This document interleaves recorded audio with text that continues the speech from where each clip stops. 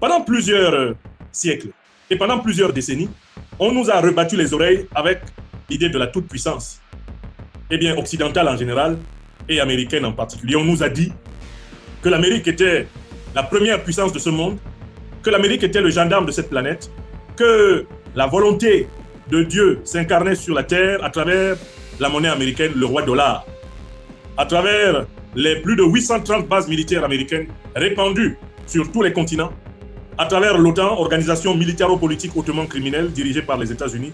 Il nous était dit que sur cette terre ne s'accomplit que ce que veut l'Amérique. J'ai 54 ans, j'ai vécu de la fin du XXe siècle à ce début du XXIe siècle et je n'ai connu que cette dictée et ce diktat. Dictée dans les livres, dans la réécriture révisionniste et négationniste de l'histoire du XXe siècle d'ailleurs, où les historiens occidentaux en général, américains en particulier, se sont débrouillés pour attribuer aux seuls États-Unis la victoire de la Deuxième et de la Première Guerre mondiale, oubliant les contributions décisives des armées soviétiques, russes et africaines pour la victoire de l'Occident contre les forces de l'Axe rassemblées autour de Hitler, de Mussolini et de Franco. Oui, tout le XXe siècle, on nous a rebattu les oreilles avec l'inamovibilité, l'invincibilité, l'indomptabilité, l'intouchabilité, l'implacabilité de la puissance américaine. Au point que certains des êtres humains qui vivent sur la Terre sont toujours convaincus que le monde appartient aux Américains et que nous autres, nous constituons, eh bien, en Europe, en Afrique, en Asie, le reste du monde. Que dis-je? Les restes du monde. Au sens littéralement des dernières crottes que libère un mammifère lorsqu'il a correctement déféqué. Voilà l'ambiance dans laquelle vous et moi, ici rassemblés, avons grandi. Mais nous qui vivons en cette année 2026, assistons d'une manière incontestable à ce qui a commencé d'une manière tragique le 11 septembre 2001. Le 11 septembre 2001 a été un tournant dans l'histoire de l'hégémonie occidentale, puisque des terroristes qui à l'origine étaient des agents de l'Occident, mis en place en Afghanistan pour combattre les soviétiques, se sont retournés contre la première puissance de l'Occident, les États-Unis d'Amérique, et l'ont cruellement frappé. Le plus grand attentat terroriste de l'histoire de l'humanité a eu lieu à New York, le 11 septembre 2001, lorsque des terroristes qui auparavant étaient des agents de la CIA pour combattre les soviétiques en Afghanistan, à savoir la bande de Mohamed Azam, d'Oussama Ben Laden, de Ayman al-Zawahiri, la bande de Mohamed Atta, cette bande-là, d'anciens agents de la CIA pour combattre les soviétiques, se retournaient contre ces maîtres, les frappaient, faisaient tomber les deux Twin Towers et on voyait trembler les pieds du géant américain. Cette séquence historique qui a commencé là, ce 11 septembre 2001, se poursuit inexorablement avec les déconvenus de la domination occidentale en général et américaine en particulier dans le monde. L'une de ces déconvenues, les plus monumentales, vient d'avoir lieu sous nos propres yeux, lorsque la République islamique d'Iran, sous l'inspiration de l'ayatollah Ali Seyed Khamenei et maintenant de son fils Mojtaba Seyed Khamenei, est en train d'infliger une défaite militaire spectaculaire aux États-Unis d'Amérique en compagnie de leur complice, eh bien morbide, l'État sioniste d'Israël. Oui, nous qui vivons en 2026 sur la Terre, assistons au retournement des énergies terrestres sous la force de la roue de l'histoire.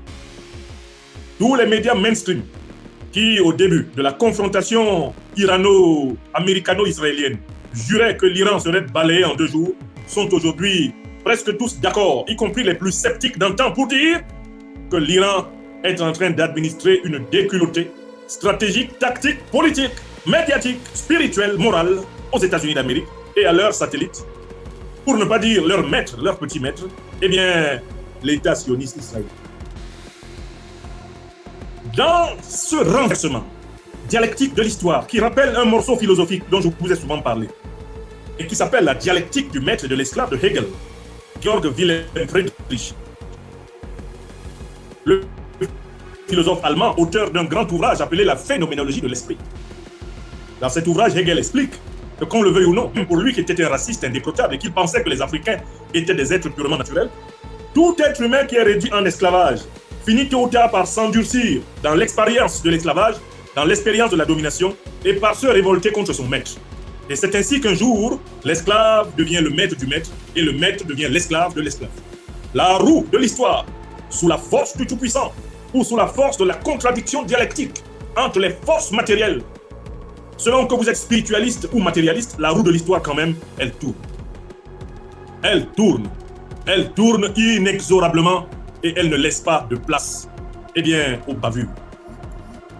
Aujourd'hui, la grande puissance de l'Occident, l'alliance militaro-politique occidentale qui dominait et écrasait le monde, sont au summum de leur division et de leur faiblesse. Et nous venons d'assister à une humiliation inimaginable. Inimaginable il y a seulement un an.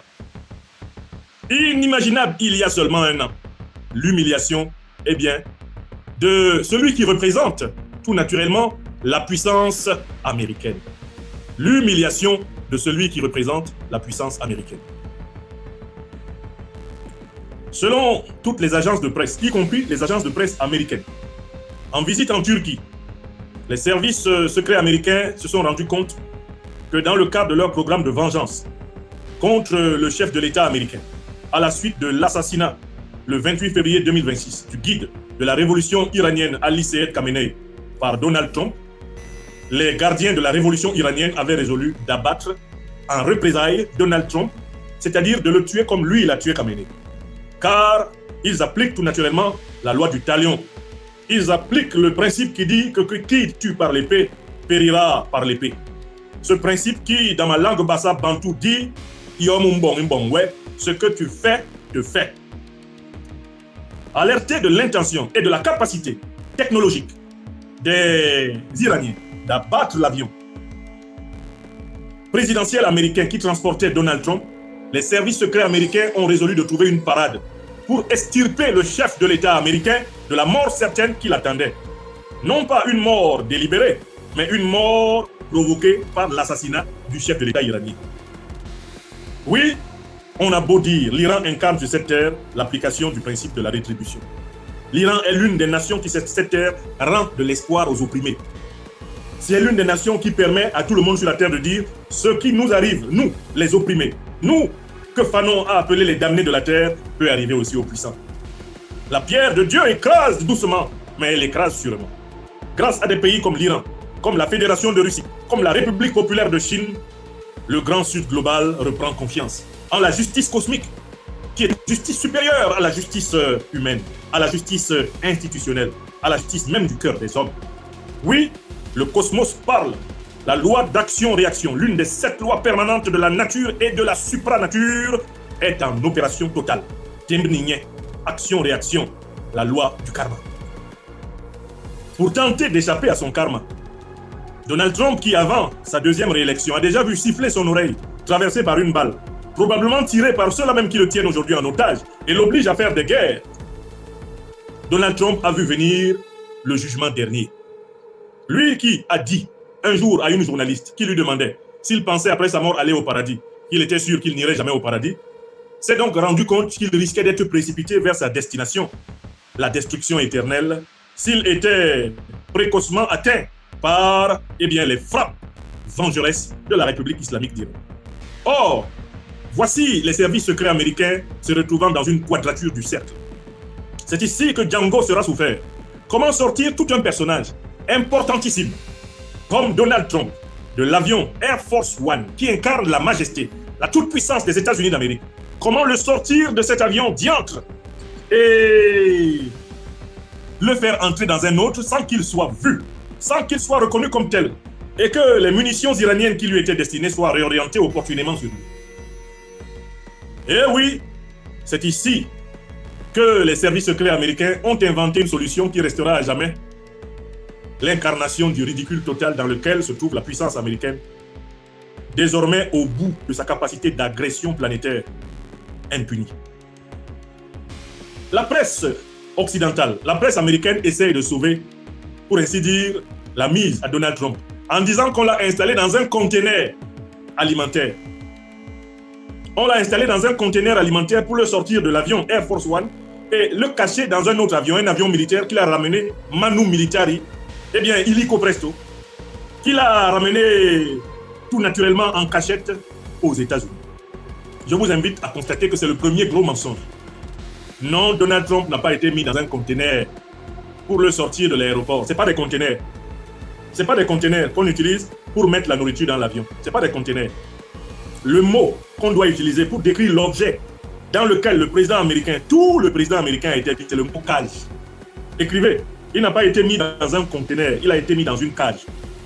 Si on veut être sérieux, on doit dire il a été mis dans une boîte.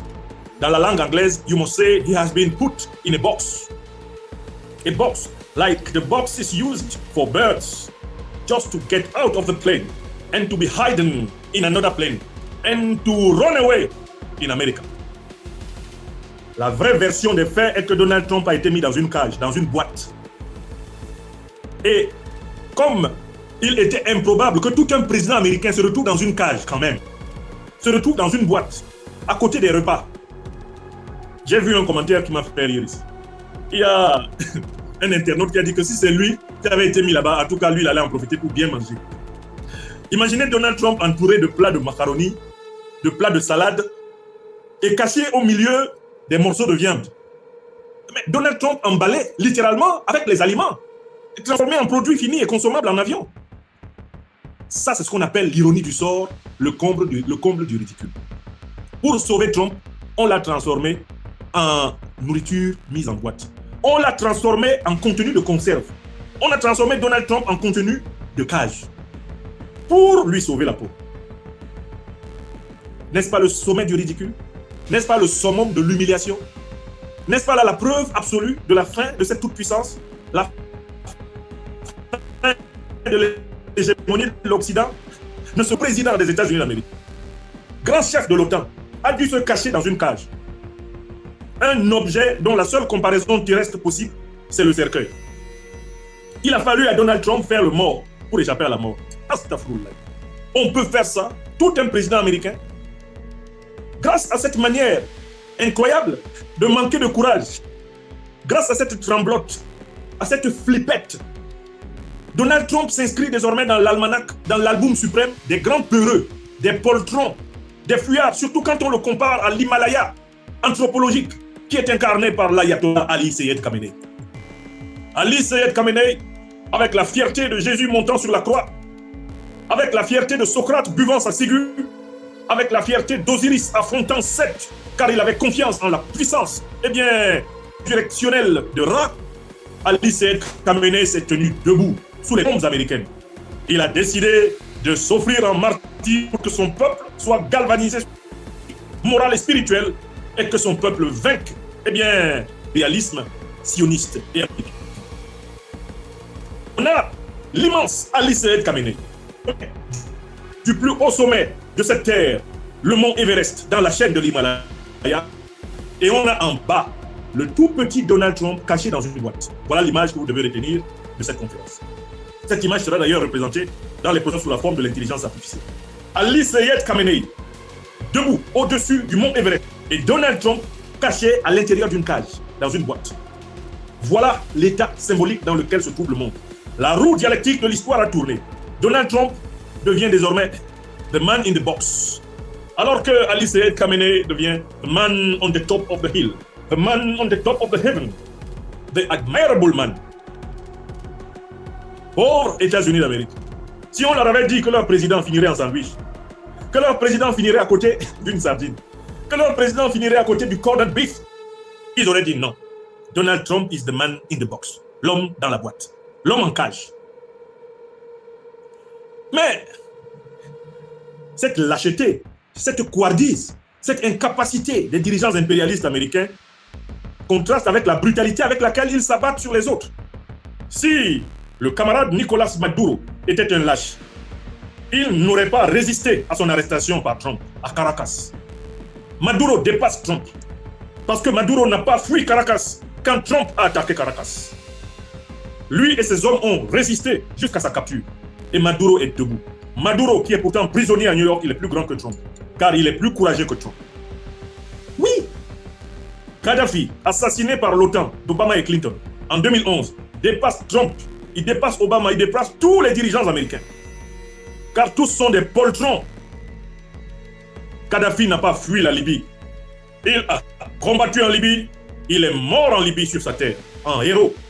Et l'Afrique aujourd'hui le pleure, le regrette, parce qu'on a compris seulement rétrospectivement son importance pour nous. Et depuis la mort de Kadhafi, nous devons nous interdire d'attendre que nos héros disparaissent avant de les célébrer. C'est la dernière fois que ça arrive dans ma vie à moi, de laisser un héros partir avant de le célébrer. Jamais plus je ne me permettrai un tel manque de vigilance.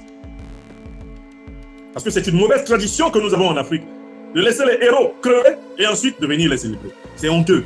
C'est de la lâcheté morale, intellectuelle, politique. Non, leurs héros se célèbrent dès qu'ils posent un acte héroïque. Hic nunc. Oui, Kadhafi dépasse Trump. Le président serbe, Milosevic, qu'ils ont assassiné, dépasse Trump. Bachar el-Assad, qui s'est battu jusqu'à la dernière minute, lui au moins il s'est battu, avant d'être extirpé par ses amis de la Fédération de Russie, il dépasse Trump. Saddam Hussein, il dépasse Trump. Saddam Hussein s'est battu dans son pays, a résisté dans son pays, a été capturé dans son pays et est mort dans son pays. Tous ces hommes qu'on a voulu présenter comme des misérables, comme des va-nu-pieds, comme des chiens galeux, comme des moins que rien, sont supérieurs à l'actuel président américain et à tous les présidents américains qui ont mené des guerres illégales et criminelles sur la terre. Car ceux-là sont des misérables lâches. S'ils avaient vécu à l'époque du Far West, tous les présidents américains seraient morts à l'idée d'avoir un duel. Parce que dans le code de l'honneur du Far West, instauré par les colons criminels qui ont exterminé les Indiens, quand deux hommes s'affrontaient, à un moment donné, chacun prenait son revolver, on tirait une vingtaine de mètres de distance entre les deux et le meilleur tireur abattait l'autre. Les présidents des États-Unis là, que j'ai vu se succéder et qui ont fomenté toutes ces guerres illégales et criminelles, ils n'auraient même pas survécu à l'idée de se battre en duel avec leurs camarades êtres humains. Tellement qu'ils sont lâches. Regardez la tête de Bush en Irak, quand un Irakien visait sa tête avec une chaussure. Regardez la tête qu'il faisait. Regardez la tête de Donald Trump dès que quelqu'un fait un bruit à côté de lui. Même quand on crie seulement Allahu Akbar, Trump s'évanouit. Donald Trump est donc l'incarnation du dirigeant impérialiste. Les impérialistes, les néocolonialistes sont des lâches, sont des poltrons, sont des peureux. C'est pour ça qu'ils sont violents. La violence brutale, la violence aveugle est un signe de lâcheté. C'est la faiblesse qui rend les êtres humains violents. Un être humain qui est maître de lui-même n'est pas violent. Il sait utiliser sa puissance, il n'en abuse pas. La violence aveugle est l'apanage des faibles, parce qu'ils ont peur. Et comme ils ont peur, eh bien, ils en font toujours trop, pour essayer d'apaiser leur peur. Mais je ne saurais clore, tout naturellement, ce passage sur le ridicule, le comble de l'humiliation que l'Occident vient de s'infliger à travers un Donald Trump tel que nous l'avons vu, sans examiner un certain nombre de personnages qui sont d'ailleurs admiratifs de Trump et qui appartiennent à sa clique, et qui ne sont pas moins ridicules. Si vous prenez Macron en France, c'est quand même le président le plus ridicule de l'histoire de la France. Il a été publiquement giflé par un citoyen, tout le monde a vu. Il a été publiquement giflé par sa propre femme, tout le monde a vu. Est-ce qu'il y a président plus ridicule dans l'histoire de France qu'un président battu dans la rue par un citoyen et battu à la porte d'un avion par sa propre femme? Voilà Macron. Si vous prenez des gens comme Merz à la tête de l'Allemagne, vous prenez les Meloni à la tête de l'Italie, vous prenez l'autre, comment il s'appelait, qui était à la tête de l'Angleterre, dont le nom m'est complètement sorti de la tête tellement il ne servait à rien. L'ancien Premier ministre anglais. Son nom finit par Armer, quelque chose comme cela. Ce type-là, vous le prenez.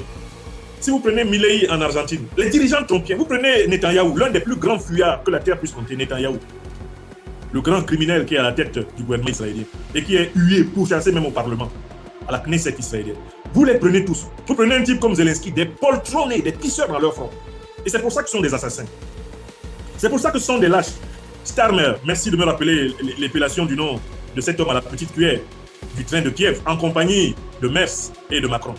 Ces gens-là sont des lâches. Pris personnellement, c'est des gens qui ne peuvent pas affronter le tragique de la mort. Comment peut-on se hisser à la tête d'un État en n'ayant pas réglé la question de sa mortalité, en n'ayant pas réglé la question du courage, en n'ayant pas surmonté la peur de mourir? Comment peut-on diriger un grand pays alors qu'on est un poltron? Voilà le malheur qui a frappé l'Occident. Mais venons en Afrique. Ici en Afrique, l'un des plus grands poltrons de l'histoire politique africaine est un admirateur de Donald Trump, est un admirateur de ces dirigeants frelatés qui incarnent aujourd'hui le déclin de l'Occident. C'est l'un des plus célèbres sauteurs de clôture de l'histoire politique de la planète Terre et même du système solaire. Suivez-moi du regard. C'est le satrape reptilien venu de Sindou pour troubler la paix des Ivoiriens et en renier notre belle terre burkinabé de Sindou dans l'espoir de troubler toute l'Afrique avant d'être bientôt dégagé. Vous savez ce qu'il a fait? Alors que c'est lui qui était le cerveau du coup d'État pour renverser le régime du président Laurent Gbagbo, quand la résistance des forces loyales au président Laurent Gbagbo a commencé à mordre dans les jarrets des assaillants, Alassane Dramane Ouattara a battu un record olympique de la poltronnerie politique. Alassane Dramane Ouattara piqua un sprint, grimpa sur un mur extrêmement vertical. Arrivé au sommet de ce mur qui séparait sa résidence de l'ambassade d'Allemagne, Alassane Dramane Ouattara plana et s'aplatit de toute la lourdeur de son corps dans la pelouse.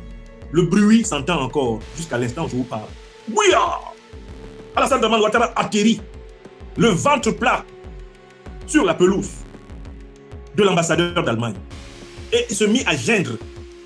Appelez l'ambassadeur de France, il n'a qu'à venir me chercher. Je suis en danger, au secours. Bitte, helfen Sie mir.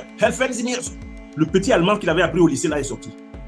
Helfen Sie mir, bitte, Hilfe. L'ambassadeur allemand il sort, il constate un trou qui a été fait dans sa pelouse, et dans le trou, exactement comme Trump dans sa cage, Ouattara Dramane. L'homme à la démarche en premier lieu était là. Was wollen Sie? Non, parlez en français ou parlez en anglais, parce que mon allemand même j'ai oublié. Qu'est-ce que vous voulez? Qu'est-ce que vous voulez? Amenez-moi à l'ambassade de France. Les troupes de Gbagbo arrivent. Amenez-moi. Vous vous souvenez de ce que Laurent Gbagbo a fait le jour où, avec la coalition de l'ONU, de la France et des forces nouvelles, sa résidence présidentielle a été attaquée. Où est-ce qu'on a trouvé Laurent Gbagbo? Est-ce que Laurent Gbagbo a cherché à monter sur une pinasse sur la lagune et briller pour se chercher? Est-ce que Laurent Gbagbo a cherché à aller dans le pays de quelqu'un? On l'a trouvé dans son palais présidentiel. Il a dit, si je dois mourir, je meurs ici. Il sera dit, il est mort dans le palais présidentiel de la Côte d'Ivoire. Et c'est par là que Laurent Gbagbo a marqué l'histoire. C'est là qu'il a marqué l'histoire, car il a remporté la victoire symbolique. Face à Ouattara, qui avait toute la force du monde, Laurent Gbagbo, lui, n'a jamais été habité par la peur. Oui! On monte, on descend, c'est là qu'il a gagné. Et par là même, on aurait déjà pu sentir qu'il allait gagner la haie. Parce qu'il avait battu Ouattara au duel d'homme à homme. Ouattara, soutenu par l'ONU, soutenu par la France, soutenu par la moitié du champ politique ivoirien, eh bien, ne parvient pas à faire fuir Laurent Gbagbo. Laurent Gbagbo attend. On vient, on l'arrête. Quand ces hommes ne peuvent plus combattre, on vient, on l'arrête. Oui, ce sont des images qu'on a vues. Alors qu'il lui avait été proposé de fuir. Il lui avait été proposé de s'échapper. Des gens, sans doute habités de très bonnes intentions, lui avaient proposé toutes sortes de plans d'évasion. Un peu comme Socrate, tout naturellement, fut condamné à la ciguë et vit plusieurs de ses amis lui proposer des évasions. Laurent Gbagbo dit non. Pour que l'histoire sache que c'est une coalition internationale qui est venue me déloger, on me délogera ici. Et là, il remporta la bataille historique. Parce que l'histoire retiendra que face à une force infernale, lui, il n'a pas flanché. Donc, je conclue ce premier sujet en vous disant, Donald Trump dans une cage. Ne dites plus jamais dans un conteneur. Parce que le conteneur, c'est un espace à peu près grand comme celui d'une petite chambre. Non, c'est pas ça. Ils ont essayé de leur dirigeant. Non, il n'était pas dans un conteneur. The man in the box, c'est son nouveau nom. L'homme dans la boîte. C'est ça Donald Trump. Chaque fois qu'on va parler de lui, maintenant dans nos médias en Afrique, je vous propose de l'appeler l'homme dans la boîte. The man in the box. L'homme dans la boîte. Cette boîte dans laquelle Trump est entré, en se mélangeant avec le macaroni, la sardine, en se mélangeant avec les bouteilles, les petites bouteilles de vin rouge, de vin blanc, en se mélangeant avec le riz, c'est l'humiliation symbolique, c'est le rapetissement, le raplatissement de l'orgueil de l'Occident. C'est terminé. Ce qui se passe. Ils ont fini dans une boîte. Ils ont fini dans un trou. Ils ont fini dans un réduit. Ils ont fini encapsulés, ensardinés. La toute-puissance de l'Occident a été mise en boîte par l'Iran. Car de quoi a-t-il peur? Donald Trump est quand même un homme de plus de 80 ans. C'est quelqu'un dont toute la vie pratiquement est derrière. Il craint quoi? La mort? La mort va le prendre, comme elle nous prendra, nous tous. À son âge, on ne devrait plus avoir peur de la mort de cette façon. C'est une honte, sur le plan même de l'éducation personnelle. Un vieillard comme lui, qui tremble à l'idée de mourir comme ça, est indigne de diriger. Ce type-là est supposé être quand même le commandant suprême en chef de la grande armée américaine. On peut faire ça? Est-ce qu'on peut faire ça? Le commandant en chef de l'armée américaine se retrouve dans une boîte, une cage, comme un perroquet encagé comme un pigeon. En réalité, c'est l'histoire qui parle. C'est un message qui nous vient de la justice cosmique pour avertir le monde entier que la domination de la Terre par l'Occident est achevée. Evo, Abana, Peu, Enel, Ibakana, Imal, Amie, Gassi. C'est fini. Dites ça dans toutes les langues africaines. La domination de la Terre par l'Occident est terminée. Écrivez ça. Tilana Yomi. Écrivez. Voilà le message qu'il nous a envoyé par la justice cosmique. La mise en boîte de Donald Trump est en réalité la mise en boîte de tout l'Occident. Aucun dirigeant occidental n'est plus puissant que Trump. Yamewa. Si un dirigeant occidental qui est le plus puissant se retrouve en boîte, c'est Macron. C'est qui? C'est Merz. C'est qui?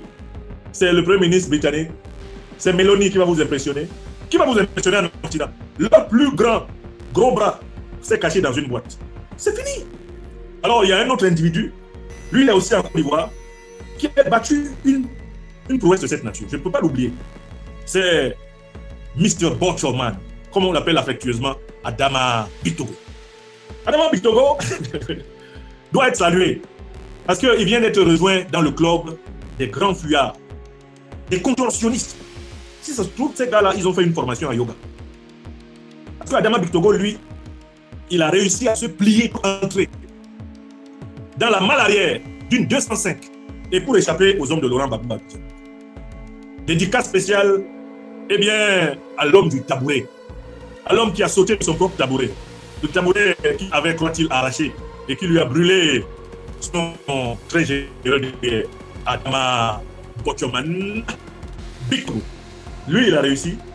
Il s'est mis à l'intérieur de la malle arrière d'un petit véhicule 205. On dit même quand tu ouvrais la malle arrière, tu ne voyais pas Adama. Le gars s'est blotti, recoquevillé, rapetissé, minusculé, à un niveau tel qu'il a passé tous les barrages. Les militaires, les policiers, les gendarmes soulevaient la malle arrière, on ne voyait pas Adama. Le gars a réussi à se mettre en bleu. C'est-à-dire qu'il était plus petit qu'un escargot. On l'a pas vu. Oui! Le monsieur que vous voyez là, Adama Bitogo. C'est comme ça qu'il a échappé en son temps au pouvoir du président. Donc, on peut dire que tout cela, en réalité, se caractérise par une poltronnerie remarquable, une poltronnerie artistique. Parce que ce sont des gens qui, en réalité, n'ont pas confiance en eux-mêmes, qui n'ont pas confiance en la politique qu'ils font, et qui savent qu'ils n'ont probablement qu'une seule et dernière incarnation, celle-ci.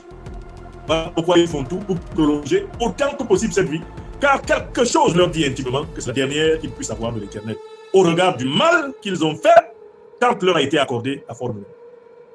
Requiem pour la domination, eh bien, occidentale.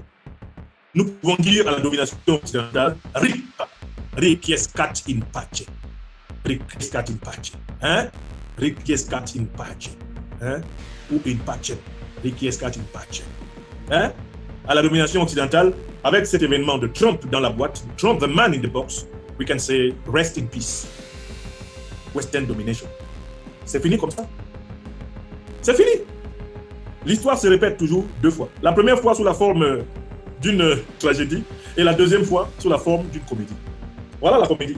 La tragédie, c'était le 11 septembre 2001. La comédie, c'est maintenant. Trump, Donald, the man in the box. N'oubliez pas son nom. Chaque fois qu'on va parler de lui, on dira the man in the box, l'homme dans la boîte.